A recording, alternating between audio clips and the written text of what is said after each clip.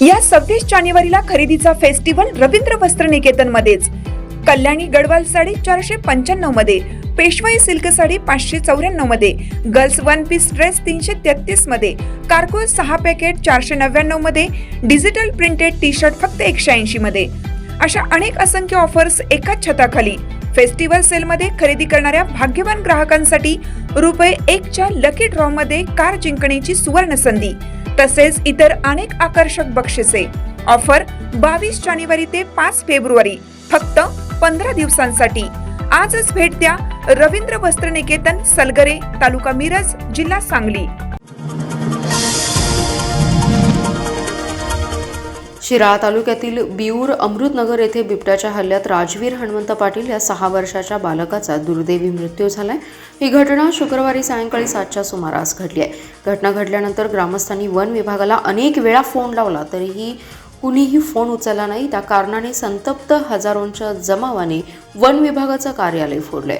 दरम्यान मृत राजवीर पाटील याच्या कुटुंबियांना 25 लाख रुपये अनुदान तात्काळ देण्यात येणार आहे. तसेच बिबट्यास जेरबंद करण्याकामी विशेष प्रयत्न चालू असल्याची माहिती वन विभागाच्या वतीने देण्यात आली आहे. राजवीर आणि त्याची बहीण कार्तिकी आपल्या घरातून शेजारी घरात खेळत असतानाच अचानक बिबट्याने राजवीरवर हल्ला केला. त्यावेळी सोबत असणारी बहीण ओरडल्याने घरातील लोक आणि नागरिक जमा झाले.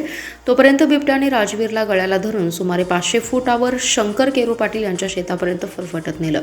त्यावेळी लोकांनी त्याचा पाठलाग केला असता राजवीर जखमी अवस्थेत आढळून आला आणि तिथून बिबट्याने धूम ठोकली. जखमी राजवीरला शिराळा उपजिल्हा रुग्णालयात दाखल केले असता तो मृत असल्याचं डॉक्टरांनी घोषित केलं.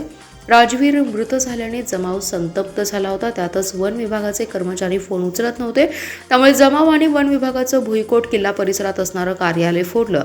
त्यामध्ये जमावाने कार्यालयाचे दार, खिडक्या फोडल्या, तसेच लोखंडी गेटही उपसून फेकून दिले. घटनेची माहिती मिळताच आमदार सत्यजित देशमुख, शिवाजीराव नाईक, मानसिंगराव नाईक, रणधीर नाईक, तहसीलदार श्यामला खोत पाटील, उपअधीक्षक विक्रम पाटील, पोलीस निरीक्षक जंबाजी भोसले आदींनी उपजिल्हा रुग्णालयात तातडीने दाखल झाले आणि जमावास शांत करण्याचा प्रयत्न केला. पण जमाव आपल्या मागणीवर ठाम होते. आई वडील, नातेवाईक यांनी हंबरडा फोडून रडत होते. मयत रणवीरचे वडील हे सहकारी संस्थेत कामाला आहेत, तर आई शेतात रोजगार करते. दोन्ही राष्ट्रवादी याआधीच एकत्र आल्या असत्या. याबाबत निवडणूक आयोगासोबत माझं बोलणं झालं होतं, असं जयंत पाटील यांनी म्हटलंय. अजित पवारांच्या निधनानंतर पुन्हा एकदा दोन्ही पक्ष विलीन होणार का, याबाबत चर्चा सुरू झाली आहे. शरद पवारांनीही दोन्ही राष्ट्रवादी काँग्रेस एकत्र येण्याबाबत विधान केलं होतं. त्यानंतर आता राष्ट्रवादी शरद पवार गटाचे नेते जयंत पाटील विलिनीकरणावर मोठं विधान केलंय.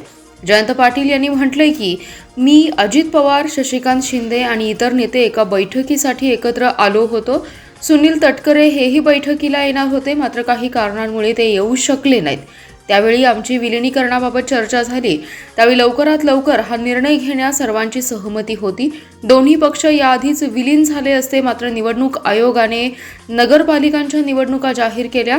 त्या संपायच्या आधीच महापालिकांच्या निवडणुका जाहीर केल्या. त्यानंतर जिल्हा परिषदेच्या निवडणुकांची घोषणा झाली. त्यामुळे दोन्ही पक्ष एकत्र येण्यास संधी मिळाली नाही. पुढे बोलताना जयंत पाटील म्हणाले की त्यावेळी निवडणूक आयोगातील एका व्यक्तीशी माझं बोलणं झालं होतं. विलिनीकरणासाठी आम्हाला 4 दिवसांचा वेळ द्या आणि त्यानंतर जिल्हा परिषद निवडणूक घोषित करा, अशी आम्ही मागणी केली होती. पण तसं होऊ शकलं नाही. का झालं नाही ते मला माहिती नाही. त्याच्यावर बोलणंही योग्य नाही. जयंत पाटील यांनी पुढे बोलताना म्हटलंय की जिल्हा परिषदेच्या निवडणुका झाल्यानंतर आपण दोन्ही पक्ष एकत्र करण्याची घोषणा करू, असा निर्णय झाला होता. त्यानंतर शरद पवारांच्या निवासस्थानी आम्ही पुन्हा भेटलो. त्यावेळी विलिनीकरणावर एकमत झालं. महापालिकेतील सर्वात मोठा पक्ष ठरलेल्या भाजपाच्या 39 नगरसेवकांनी शनिवारी पुण्यात विभागीय आयुक्तांकडे नोंदणी केली.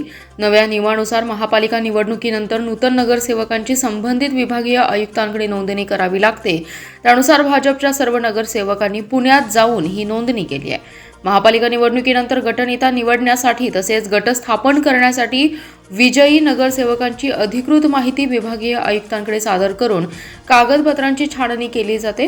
पुणे विभागातील महापालिकांच्या निवडणुका संपल्यानंतर विभागीय आयुक्तांनी प्रत्येक महापालिकेतील पक्षाच्या नगरसेवकांना एकत्रित येऊन गटनोंदणी करण्यासाठी सूचना दिल्या आहेत. त्यानुसार आज सांगली महापालिकेतील भाजपच्या नगरसेवकांना नोंदणीसाठी निमंत्रित केलं होतं. महापालिकेत निवडून गेलेले भाजपचे सर्व 39 नगरसेवक आज सकाळपासून पुण्यात वैयक्तिकरित्या दाखल झाले होते. तेथे त्यांनी निवडणुकीत विजयी झाल्याचं प्रमाणपत्र तसेच इतर कागदपत्रे सादर करून विभागीय आयुक्तांसमोर आपली नोंदणी केली आहे. गटनेता म्हणून निवड झालेले मिरजेतील नगरसेवक संदीप आवटी यांची गटनेता म्हणून विभागीय आयुक्तांकडे नोंदणी झाली. महापालिका निवडणुकीतील विजयी नगरसेवकांचा सत्कार भाजपच्या वतीने गेल्या रविवारी करण्यात आला होता. त्यावेळी पालकमंत्री चंद्रकांत पाटील यांनी भाजप नेत्यांना विभागीय आयुक्तांकडे जाऊन सर्व नगरसेवकांची नोंदणी करण्याबाबत स्मरण करून दिलं होतं. त्यानंतर आज भाजपच्या नगरसेवकांनी पुण्यात जाऊन विभागीय आयुक्त कार्यालयात नोंदणी केली आहे. सांगली शहरातील राजवाडा चौक ते बुरुज या मार्गावरील दोन्ही बाजूची खोकी काढण्यासाठी महापालिकेचे अतिक्रमण विरोधी पथक जेसीबीसह दाखल झाले. मात्र खोकी काढण्याचा अधिकृत आदेश नोटीस दाखवा असा पवित्रा श्री गणपती पंचायतन संस्थान आणि खोकीधारकांनी घेताच पथक परत फिरलं. मात्र दुपारी 3:30 वाजल्यानंतर महापालिकेच्या नगररचना विभागाने राजवाडा चौक ते दरबार हॉल परिसरातील 51 खोकीधारकांना नोटीस बजावली. विनापरवाना खोकी 24 तासात काढा अन्यथा पाडती पाडण्यात येतील असा इशारा नोटीसद्वारे देण्यात आलाय. मात्र सायंकाळी दिवाणी न्यायाधीशांनी खोक्यांच्या तोडफोडीस पुढील आदेशापर्यंत तात्पुरता मनाई आदेश दिला.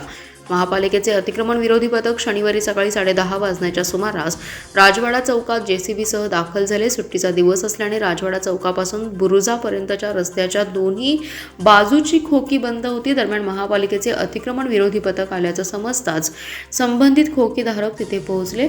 त्यांनी श्री गणपती पंचायतन ट्रस्टचे व्यवस्थापक जयदीप अभ्यंकर यांना माहिती दिली. जयदीप अभ्यंकर हेही राजवाडा परिसरात दाखल झाले. खोकी काढण्यासाठी कोणतीही नोटीस, महापालिकेचा कोणताही अधिकृत आदेश नसताना कारवाई का केली जाते असा सवाल अभ्यंकर यांनी उपस्थित केला.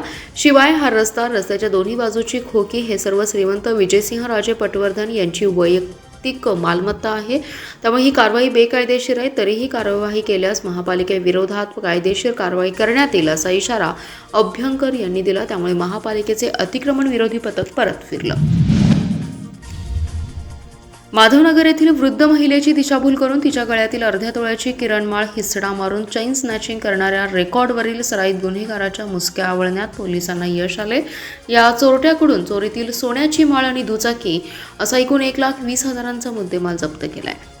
स्थानिक गुन्हे अन्वेषण विभागाच्या पथकाने अंकली येथे ही कारवाई केली. दस्तगीर गुलाब शेख असं या चोरट्याचं नाव असून तो सराईत गुन्हेगार आहे. 27 जानेवारी रोजी सकाळी आपल्या घरी निघालेल्या वृद्ध महिलेला घरी सोडतो असं सांगून आपल्या दुचाकीवर घेतलं. नंतर बँकेत पैसे काढायला जायचंय, गळ्यातला दागिना काढून ठेवा असं सांगितलं. वृद्ध महिला दागिना काढत असताना चोरट्याने दागिना हिसकावून घेऊन दुचाकीवरून पलायन केलं. या प्रकरणी विनायक दिलीप जाधव यांनी संजयनगर पोलिसात नोंद केली होती. या गुन्ह्याचा तपास करण्याबाबतच्या सूचना स्थानिक गुन्हे अन्वेषण शाखेचे पोलीस निरीक्षक संजीव झाडे यांनी दिल्या होत्या. त्या अनुषंगाने एक पथक गुन्हेगाराचा शोध घेत होते. या दरम्यान पथकातील अभिजित माळकर आणि ऋषिकेश सदामते या दोघांना सदरचा गुन्हा हा रेकॉर्डवरील सराईत गुन्हेगार दस्तगीर शेख यांनी केला असल्याची खात्रीशीर माहिती मिळाली. तो मिरज तालुक्यातील अंकली परिसरात येणार असल्याची माहितीही मिळाली. त्या माहितीच्या आधारे संशयित दस्तगीर शेख याला पकडण्यात आलं. त्याच्याकडे चौकशी केल्यानंतर त्याने गुन्ह्याची कबुली दिली आहे. त्याच्या अंगझडतीत त्यांनी चोरलेली अर्ध्या तोळ्याची संबंधित वृद्धेची किरणमाळ सापडली. पोलिसांनी त्याने गुन्ह्यात वापरलेली दुचाकीही जप्त केली आहे. पुढील कार्यवाहीसाठी त्याला संजयनगर पोलिसांच्या स्वाधीन करण्यात आलं. दरम्यान दस्तगीर शेख हा पोलिसांच्या रेकॉर्डवरील गुन्हेगार असून त्याच्यावर जबरी चोरी आणि फसवणुकीचे गुन्हे दाखल असल्याची माहिती पोलिसांनी दिली आहे. बिऊर येथील राजवीर हणमंत पाटील या वर्षीय बालकाचा बिबट्याच्या हल्ल्यात मृत्यू झाल्यानंतर प्रशासन खडबडून जागं झालं. या घटनेची गंभीर दखल घेत पालकमंत्री चंद्रकांतदादा पाटील, जिल्हाधिकारी अशोक काकडे, उपवन संरक्षक सागर गवते यांची बैठक होऊन शिराळा वन विभागाचे वन परिक्षेत्र अधिकारी एकनाथ पारधी यांना सक्तीच्या रजेवर पाठवण्याचा आदेश देण्यात आला असून निलंबनाचा प्रस्ताव शासन स्तरावर सादर करण्यात येणार आहे. त्यांचा पदभार सांगली मोबाईल स्क्वॉडचे वन परिक्षेत्र अधिकारी रमेश कांबळे यांच्याकडे दिल्याची माहिती आमदार सत्यजित देशमुख यांनी दिली. आमदार देशमुख म्हणाले, ही दुर्दैवी घटना होऊनही या अधिकाऱ्यांनी संवेदना दाखवली नाही, ही चिंताजनक बाब आहे. त्यांना कारणे दाखवा नोटीस देऊन सक्तीच्या रजेवर पाठवण्यात आले. पालकमंत्री चंद्रकांत पाटील यांनी या घटनेबाबत संताप व्यक्त केलाय. त्यांनी जिल्हाधिकारी सांगली यांना फोन करून तात्काळ वन अधिकाऱ्यांवरती कारवाई करण्याचे आदेश दिलेत. पाटील कुटुंबियांच्या शासनाच्या वतीने नुकसान भरपाई मिळण्याबाबतचा प्रस्ताव येथील 4 दिवसांमध्ये शासनाकडे पाठवण्याचे आदेश पालकमंत्री पाटील आणि आमदार सत्यजित देशमुख यांनी दिलेत. शासनाच्या धोरणानुसार या कुटुंबियांना 25 लाखांपर्यंतची मदत मिळेल. शिराळा तालुक्यात वारंवार होणाऱ्या घटना दुर्दैवी आहेत. वन विभागाने यावरती कायम स्वरूपी मार्ग काढण्यासाठी शासन स्तरावर काही परवानगी मागितल्या जाणार आहेत. नरभक्षक झालेल्या बिबट्यास जेरबंद करण्यासाठी वन विभागाने घटना घडलेल्या ठिकाणासह तळवडे, उपवळे या 3 गावात 6 पिंजरे लावलेत आणि 3 ट्रॅप कॅमेरे लावलेत. मिरजेत महात्मा गांधी चौक पोलिसांनी शहरात गांजा विक्री करणाऱ्या सराईत गुन्हेगारावर छापा टाकून त्यास अटक केली आहे. त्याच्याकडून 2 किलो गांजा आणि 1 दुचाकी असा सुमारे 1 लाख रुपये किमतीचा मुद्देमाल हस्तगत केलाय. नवाज सलीम मकांदरस यास पोलिसांनी अटक केली आहे. सहाय्यक पोलीस निरीक्षक संदीप शिंदे यांना गोपनीय बातमीदाराकडून माहिती मिळाली होती की कर्नाटक राज्यात गांजा विक्रीचे गुन्हे दाखल असणारा नवाज सलीम मकांदर हा गांजा विक्री करण्यासाठी मिरजेत येणार आहे. सहाय्यक पोलीस निरीक्षक शिंदे यांनी गुन्हे शाखेच्या पथकास सदर सराईत गुन्हेगाराविरुद्ध कारवाई करण्याचे आदेश दिले. पोलिसांनी त्याच्यावर छापा टाकून त्यास ताब्यात घेतले असता त्याच्याकडे 50,000 रुपये किमतीचा 2 किलो गांजा आणि 1 दुचाकी मिळून आली आहे. त्यास न्यायालयासमोर हजर केले असता न्यायालयाने 2 फेब्रुवारीपर्यंत पोलीस कोठडी दिली आहे. नशामुक्त भारत अभियानाअंतर्गत महात्मा गांधी पोलीस ठाण्याचे प्रभारी अधिकारी संदीप शिंदे यांच्या पथकाने सदरची धडाकेबाज कारवाई केली. खानापूर विधानसभा मतदारसंघाचे दिवंगत आमदार टेंभू योजनेचे जनक स्वर्गीय अनिल भाऊ बाबर यांच्या द्वितीय पुण्यस्मरण दिनानिमित्त गारडी येथील पवई टेक येथील जीवन प्रबोधिनी शैक्षणिक संकुलाच्या प्रांगणात विविध क्षेत्रातील मान्यवरांनी भावपूर्ण वातावरणात पुष्पांजली वाहिली आहे. यावेळी अनेकांनी अनिल भाऊंच्या जुन्या आठवणींना उजाळा देत डोळ्यातील अश्रूंना वाट करून दिली. स्वर्गीय अनिल भाऊंच्या स्मृतींना अभिवादन करताना बाबर कुटुंबियांसह उपस्थित जनसमुदायही भावूक झाला होता. यावेळी ज्येष्ठ नेते दिलीप बाबर, शरद बाबर, आमदार सुहास बाबर, अमोल बाबर, हेमंत बाबर, शंतनू बाबर, डॉक्टर शीतल बाबर, प्राध्यापिका सोनिया बाबर यांच्यासह बाबर कुटुंबीय उपस्थित होते. खानापूर विधानसभा मतदारसंघाचे दिवंगत आमदार टेंभू योजनेचे जनक अनिल भाऊ बाबर हे एक अजातशत्रू व्यक्तिमत्व आणि स्वाभिमानी नेतृत्व होते. स्वर्गीय अनिल भाऊ बाबर हे एक राजकारणातले अद्भुत व्यक्तिमत्व होते. कोणताही राजकीय वारसा नसताना सुद्धा महाराष्ट्राच्या आणि जिल्ह्याच्या राजकारणामध्ये आपला वेगळा दबदबा निर्माण करणारे आणि प्रशासनावरती जबरदस्त पकड असणारे आमदार म्हणून अनिल भाऊ बाबर यांचा नावलौकिक होता. अनिल भाऊ बाबर यांनी आपल्या शेवटच्या श्वासापर्यंत जनसेवेसाठी दिलेलं योगदान अमूल्य आहे. खानापूर विधानसभा मतदारसंघाच्या सर्वांगीण विकासात मोठं योगदान आहे. त्यांचे विचार आणि कार्य निश्चितच मोलाचे असून नव्या पिढीसाठी प्रेरणादायी आहे. त्यांच्या आदर्श विचारांनी अनेक पिढ्यांना प्रेरणा दिली आहे. त्यांच्या स्मृतींना आणि कार्याला सलाम अशा शब्दात अनेकांनी आदरांजली वाहिली आहे. अनिल भाऊ बाबर यांच्या द्वितीय पुण्यस्मरण दिनानिमित्त गारडी येथील पवई टेक येथील जीवन प्रबोधिनी शैक्षणिक संकुलाच्या प्रांगणात विविध क्षेत्रातील मान्यवरांनी पुष्पांजली अर्पण आणि अभिवादन कार्यक्रम आयोजित करण्यात आला होता.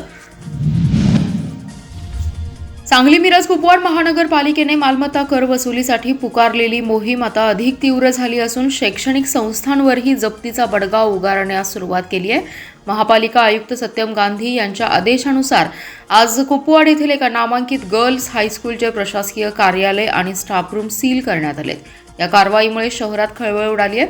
शहरातील उपाध्य गर्ल्स हायस्कूलकडे रक्कम रुपये 4,73,000 इतका मालमत्ता कर प्रलंबित होता. वारंवार सूचना देऊन ही कराचा भरणा न केल्याने आज महापालिकेच्या वसुली पथकाने प्रत्यक्ष शाळेत जाऊन 2 खोल्या सील केल्या. या कारवाईत सहाय्यक आयुक्त आकाश डोईफोडे, कर अधीक्षक मोहन कलगुडगी, वॉरंट ऑफिसर अशोक कोळी आणि कुपवाड वसुली पथकातील कर्मचारी यांनी सहभाग घेतलाय. सदर कारवाईत शाळेचे मुख्य कार्यालय आणि स्टाफ रूमला अधिकृत सील ठोकण्यात आले. शैक्षणिक संस्था असूनही कराची मोठी रक्कम थकवल्याने प्रशासनाने ही कठोर भूमिका घेतली आहे. या कारवाईमुळे कुपवाड परिसरातील इतर मोठ्या थकबाकीदारांचे धाबे दणाणलेत. शहरातील कोणत्याही मालमत्ताधारकाने मग ती व्यावसायिक असो वा शैक्षणिक संस्था कराची थकबाकी ठेवल्या जप्तीची कारवाई अटळ आहे. सार्वजनिक नामुष्की टाळण्यासाठी थकबाकीदारांनी तात्काळ कराचा भरणा करावा असा इशारा आयुक्त सत्यम गांधी यांनी दिलाय.